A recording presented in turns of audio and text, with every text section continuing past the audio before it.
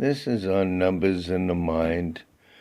I always said that thoughts equal numbers and numbers equal thoughts.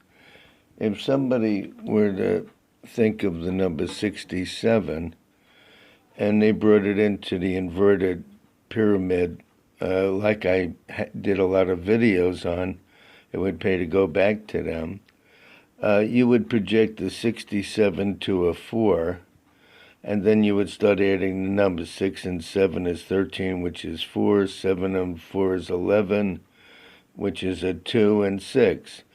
And the apex of this pyramid has to do with family or personal change.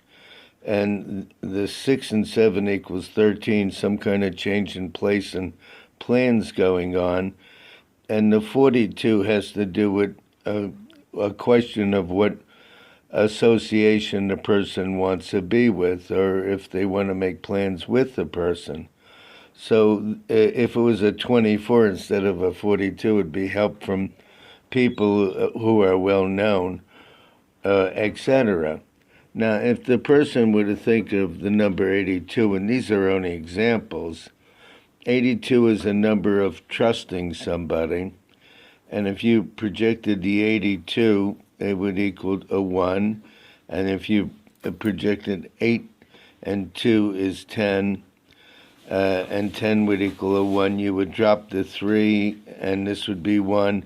Again, a change in place and plans, but this has to do with either a work or an activity or a health matter.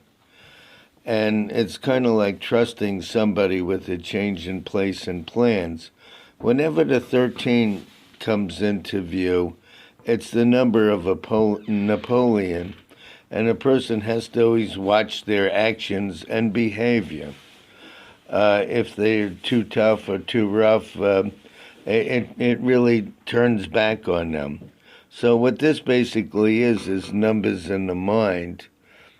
And if somebody were to think of two numbers and you project it into this inverted pyramid, it would, and you did this formula, it would give you all the events to come. And a lot of times, this also projects what future events are going to come up in this situation.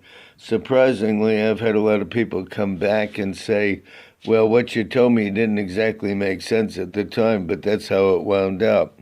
So it's a very interesting concept.